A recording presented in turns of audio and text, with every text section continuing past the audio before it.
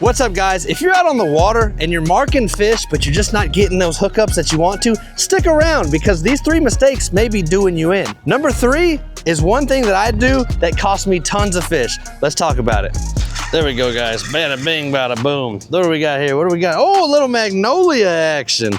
Little magnolia action, guys. Ah, look at that. Look at that race stripe that it's got. So what happens is a magnolia crappie is a crossbreed. So a white crappie mates or breeds or spawns, a white crappie spawns with a black crappie and you get the old racing stripe across their head. So that's a really, really neat find. Some people have never caught these. They're pretty prolific here in Texas. We catch them a lot here in Texas, but let's put that back. So guys, the first mistake that I think I see the most and that I run across the most, and even I am subject to this, is profile size. So what I mean by that is the size of the jig body or jig that you're using, be it a rubber, be it a hand tied, be it a minnow, but profile size is the biggest mistake that I see. Now, I just got back from Colorado. If you watched last week's video, you saw we were catching them on really small bait. And so what the key term is, match the hatch. Well, you can try to do that too around your local waters. I typically like a little 1.5 to 2 inch jig. If you've been around the channel for a while, you know that I use the slab curly jigs the most, but don't be afraid to buy a bunch of stuff. So let me take you to the back of the boat here and show you. Guys, I have tons and tons of different sizes, colors, profiles, things to that effect. Now, the pile we just pulled up to, we're gonna cast down to it a couple times. If we don't get hit, what we're gonna do is we're gonna downsize. There's things you gotta play with. So the size is usually the biggest factor. So we'll downsize. If that doesn't work, we'll upsize, we'll change the color. But profile of the bait is probably the #1 deterrent when it comes to crappie fishing. So let's hop on the deck, let's cast a couple times, let's see how they're feeling, what they're reacting to. We have this pile right here, guys, and it's a decent sized pile. So it's from 5 foot to 12 foot. So it's a decent sized pile, and it looks to be 1, 2, 3, 4 foot tall. So it's a good sized pile. It looks like it's got a lot of life on it. There's a lot of stuff moving around. So what I'm gonna do is I'm gonna take my 7'2" Outlaw crappie pole, and I'm just gonna dead stick down, and I'm gonna hang my jig. Whoa, hold on. I'm gonna hang my jig right over the pile. So I'm just gonna go right over the pile right there, guys. And what that's gonna do is it's gonna show me, is anything chasing me? Is anything following me? What's going on with it? I have a 2-inch jig on right now, 2-inch bait on right now, and I'm not seeing much following me, but that also might be because we're off a little bit. So we are dealing with a pretty good amount of wind today. So we have a 9 to 13 mile an hour wind today. I know, super random. Normally they pick like 10 to 12 or something, but yeah, the thing says 9 to 13. I'm going to start weightless, and as we drop back down, I'm gonna see. So I'm more in line with the jig now because my boat has moved back to where it needs to be. And I just wanna see if anything's gonna react with me, right? So my jig's right there. And so I'm just kind of bouncing around, looking to see, hey, is anyone interested? Is anything happening here? Now, this time of year, guys, a lot of the time, a lot of piles will have bluegill, brim, redfish, whatever y'all wanna call them in your water, sunfish, on top of the pile. So that may be the case here. We can see all these fish hanging out on the outskirts here. So we got one coming up to look at us. Let's see what happens here. So we're gonna reel up a little bit, reel up a little bit. And if it feels like machine guns are hitting your jig, that's usually bluegill. So I'm not seeing that. Okay, so I'm getting some followers, but I'm not getting that much hookup. So let me drop down one more time. I usually give it 3 to 4 casts. So that was a dead stick presentation. So what I'm gonna do now is I'm gonna pendulum. So I'm gonna start low and I'm gonna bring it across this fish's face right here. There we go, he's chasing. There we go, there we go. So the pendulum worked. There's the fish right there. Todd's got his sea legs finally. So they're little guys. So they are all crappie on this pile. So we know that we got some chasers, but not a lot. Now, I know that there's bigger fish in the middle. So what I'm gonna do is I'm gonna take off my larger profile. I'm gonna run to the back here and I'm gonna switch out my size. Okay, so I came back to my bag here. So what I'm gonna do is, like I said, I'm using a 2-inch, I think it's 2-inch. It's 2 inches. So I'm using a 2-inch, like I use the mess out of them. Okay, so that's getting some reaction, but not much. So I'm gonna stick with the purple theme. I'm a huge fan of purple. If you have a local body of water that you fish a lot, you probably also have a favorite color. So I'm gonna go down in size a little bit. And so what I'm gonna do is, I know just from being me and fishing for a long time, I'm gonna come down to these combat jigs. hell shads. I'm sorry, those are 2.5 inch. I'm gonna come down to 2 inch. So smaller profile, smaller profile, smaller tail. You get that little whippy tail as opposed to that big long curly one. Because remember, this is what we were using. This is what we were using right here. So that's what was on there, right there, and that's what we're going to. So not a huge adjustment, and sometimes with crappie it doesn't take a bunch, but you can see it's a smaller and shorter body, and the tail's shorter, and this one has a curl, raspy, whippy tail. This one has a straight, rigid tail. So we're gonna switch to this one, and we're gonna see how they react to that.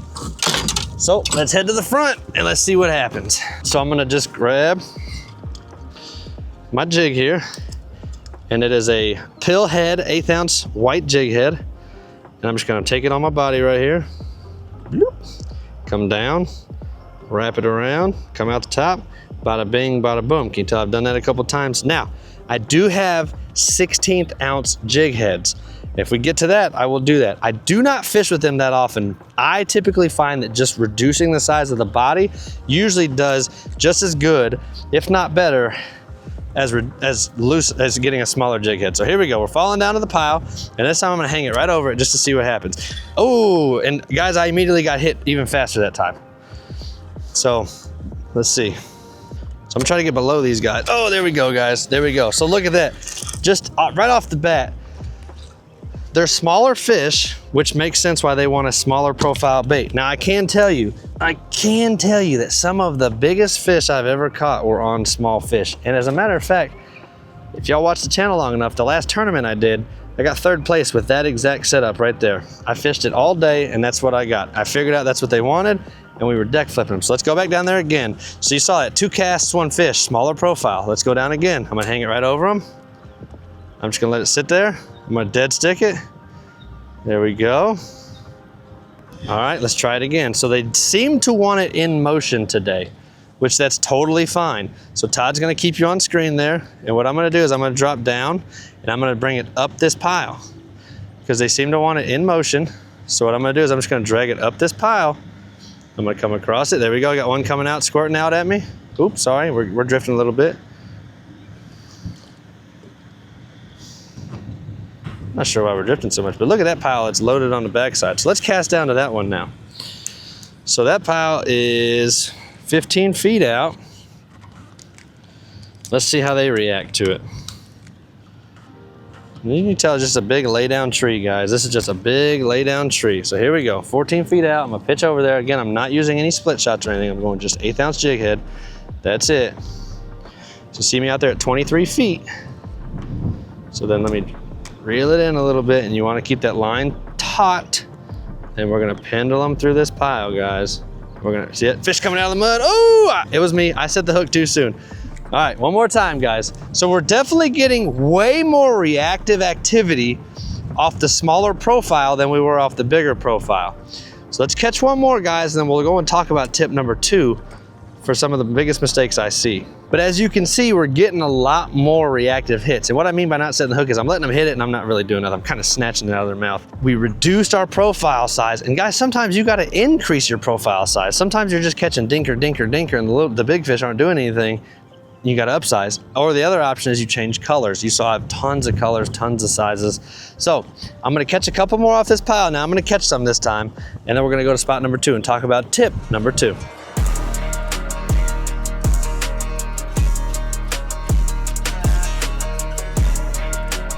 All right, guys, spot number 2, tip number 2.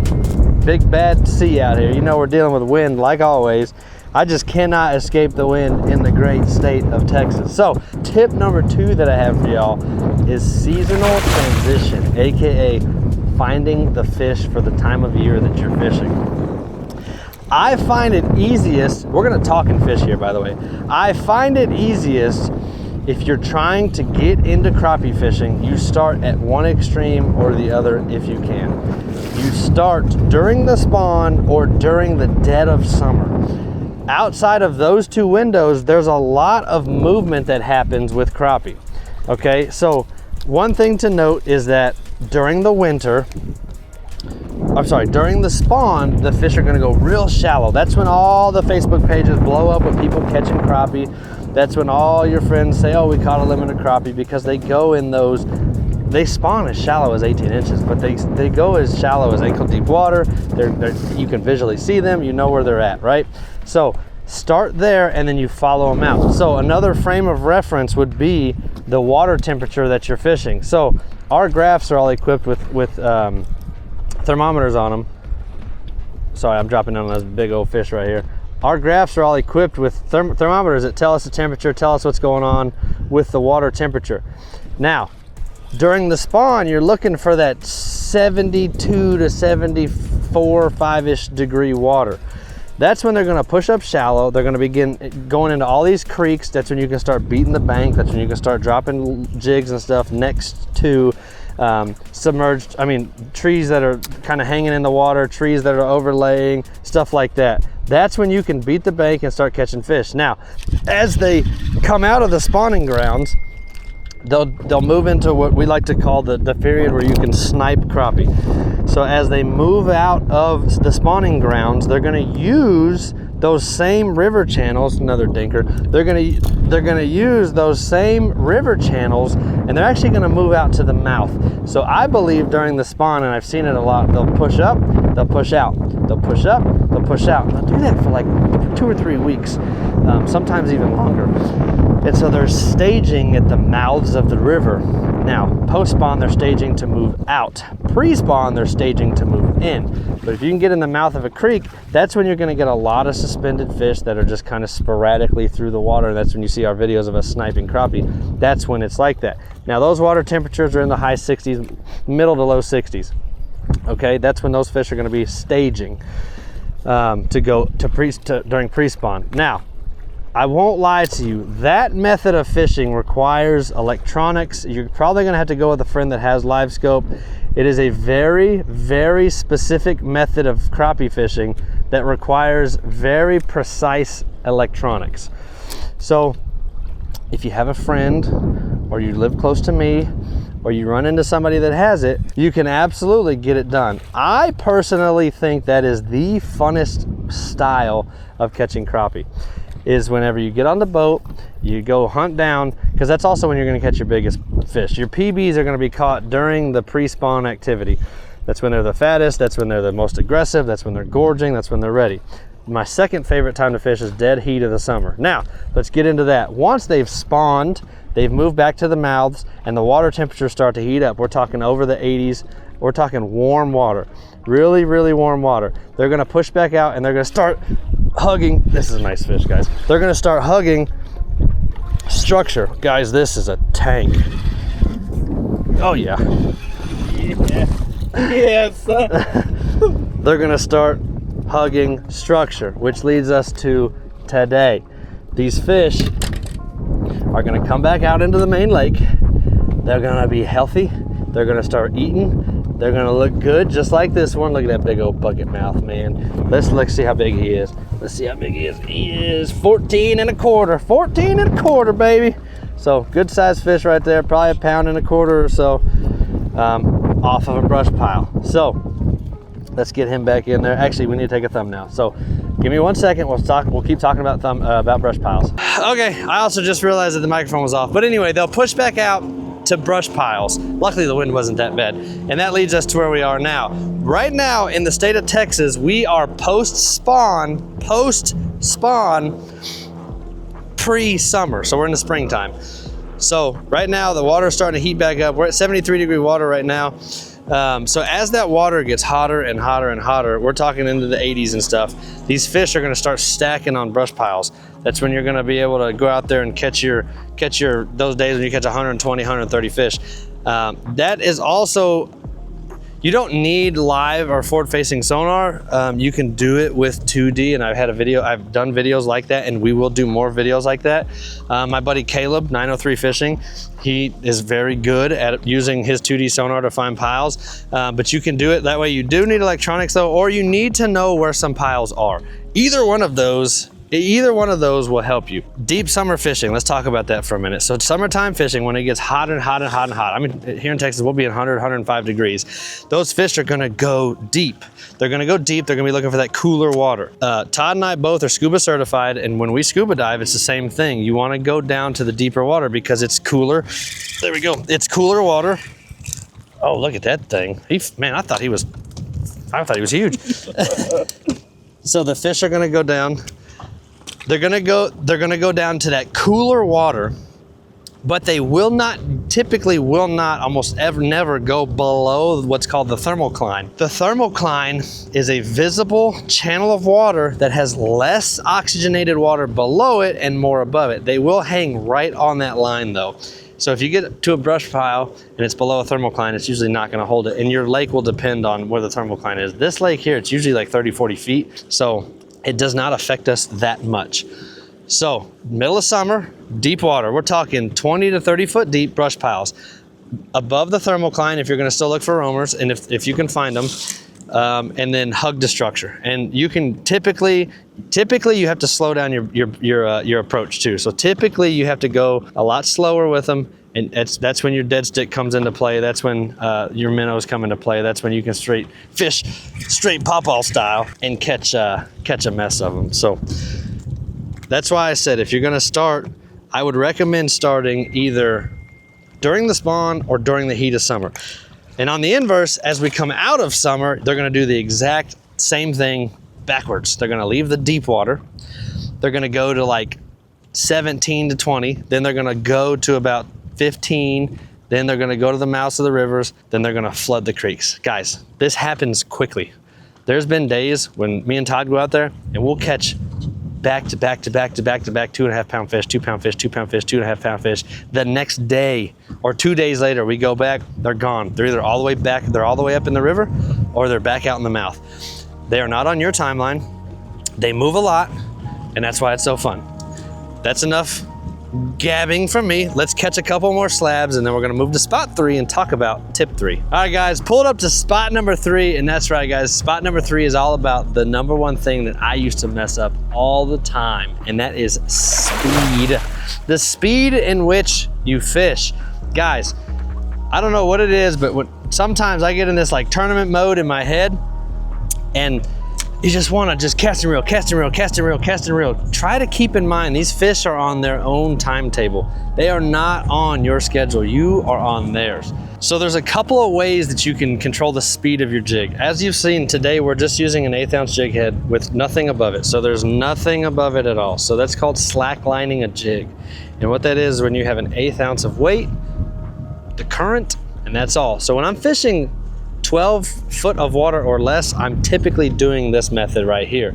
Now, when we push out the piles like the one right here, you can see we're at 25.5 foot of water. You can see right here, we've got a nice sized brush pile right here. We're gonna hit up real quick, see if there's anything hanging on it. Looks like there's a handful of fish in there. So a couple of things that you can do. There's 3 ways that we can control the speed of our drift, 3 primary ways. And that comes in the form of split shot weights. So you've heard me talk about split shots before. Split shot this, split shot that. So I have from biggest to littlest these split shots, okay? Now these are very similar. They're only 1 number apart. That's it, they're 1 number apart. So we have the biggest split shot, and my most common and the most frequent one that I use is a number 7. Both sizes are available on our website. But what happens is you take this split shot and you want to take and put it above your jig about 8 to 10 inches. So you can't see it, but I actually have a knot in my line right there. So that knot, I put the split shot above that knot right there, and that stops that jig, that weight, from being able to slide up and down the line. So I always start with the biggest weight, especially because we're gonna be at 25 foot. Now what that'll do is as that jig comes across the screen, he's gonna be screaming by pretty quick. So we're gonna drop down and see if we get any chasers or anything. The reason I also add this split shot is the depth of the water. So right now, what'll happen is we'll cast out. This split shot is a little heavier than this body, especially because we have this rubber float on the back of it. So what'll happen is it'll kind of fall in this, kind of similar to this right here. So fall, fall, fall, fall, fall. When I get tension on this split shot, in other words, when I pull up on the split shot and pull up on it, this jig is then gonna swing through there, just like that's gonna snap, and then come through, right? And a lot of times on that swing through, we get a lot of hookups on that. So let's show you what it looks like. Todd, if you wanna fix yourself on this jig or this pile right here, I'm gonna cast to about this 18-foot mark right here. So I'm gonna pitch out and you're gonna be able to see this clear as day. Another benefit is the sonar registration comes through really good. So you can see that jig's falling right there. It's falling straight down, straight down, straight down. I'm gonna stop it. When I stop it, watch, boop. See how that, there we go. Oh, you see how that jig swung through, and bada bing, bada boom, the fish came out and hammered it. That's what I'm telling you, is that swing, we catch a lot of fish on the swing. So controlling the speed in which you fish is one of the primary and probably one of the best tools that I have taught myself, and has helped me to hook up to more fish. So let's do another one with the heavy weight, and I'm gonna show you what it looks like with the littler weight, and I'm gonna show you what it looks like with no weight. So let's go again, let's drop down again. So I'm gonna fall right there on that 16-foot line, and so I see I'm falling. And then what I'll do is I'll stop the split shot, skirt, and we get, oh, they came out to it. But you see how fast we're getting down there? See how quickly everything's happening? You don't have much time to react. So the jig's falling, and then I'm gonna do a little bit of a pendulum. So I'm gonna pendulum it through here. But watch how fast we pendulum through here. So I'm gonna stop it just like that. Now I controlled that descent, so I got a little guy on my line. So this pile's full of shorts, but let me show you. I'm gonna go over, I'm trying to miss that fish. So look, that jig's gonna fall, and I'm gonna stop it short. I'm gonna stop kind of high just because I want y'all to see the jig. I'm not really interested in catching a fish right now. So I'll stop it, and guys, I want you to notice how fast that jig is falling through the water. See how fast that jig's swinging through there? And you have the current that's helping you as well. So let me reel it up, and what I'm gonna do is I'm gonna take the split shot off. Well, if it'll let me. I'm gonna put it in here, and I'm gonna grab my smaller split shot. Again, both these are available on our website. So I'm gonna take the smaller split shot, I'm gonna push it on there, and I'm gonna bite it down. If you're a dentist, don't get upset with me. And now watch how much longer everything takes with this. So when we reduce the weight, so see, we're falling. See, we're already descending a lot slower. So with not as much weight, we're going down a lot slower, and then we gotta wait, we wait. And the jig is also gonna outrun the split shot. And then once we get to the depth, look at the swing, guys. See how the swing is almost non-existent? It's moving, you can tell by the marker there, it's moving, but see how it's almost non-existent? Let's just let it sit here. Look how slow it's swinging now. See how slow it's going now, guys? And that's the difference between a big split shot and a little split shot. I don't want to say the size of the split shot, because some of y'all will get really hung up on that number and think I have to use X or Z. It doesn't matter. Just fish for whatever's best for your water. Based on what I'm seeing today, I want to use the smaller split shot because I want that slower drift, just because we're getting a lot of activity off these fish right here. So let me pitch out there. It's 12 feet out. And I'm gonna actually aid, and you'll see me do this a lot. You see me pull a line out. It's because I want the jig to fall straight down. When you do that, it's helping that jig. Look, see how it's falling almost straight down? It's because I'm manually releasing the line and not letting it pull off the reel. I'm gonna stop it right over those fish right there. And what I wanna do is I'm just gonna let them play with it because they're small fish. There we go, and I got one. So there we go, guys. So I hung it in there. It went a lot slower, and I had way more time to react. So that is, ooh. That is two ways that you can do it. Now, if you want to further slow down your reel, or even dead stick a little bit better, take the weight completely off like that, and now you're slacklining again. And what'll happen when you slackline, there's no weight, it's gonna move really slow, but it's also way more susceptible to the surface current. So if you cast in there with no weight, you're gonna get pulled back a little bit. So you need to remember that. So when you cast further into the wind, that way that jig gets pulled into that pile. At 25 feet, I'm not gonna go weightless in this wind. It's just not gonna happen. I'm actually gonna put on my little one. I enjoy the speed in which the little one falls. It gives me just enough time to react, but it gives the jig just enough time to hang there. And so that's the setup I'm gonna use. Let's catch a couple more real quick, just to put it, just to put it to practice and see how we do. So see how slow it's falling out? See how that fish is already coming out to meet me? See that fish right there already coming to say hi? The welcome committee's out there. Look at it, and I got him. He's actually a nice fish, guys. That's actually a keeper crappie right there, guys. But you saw, because I was able to slow Oh man.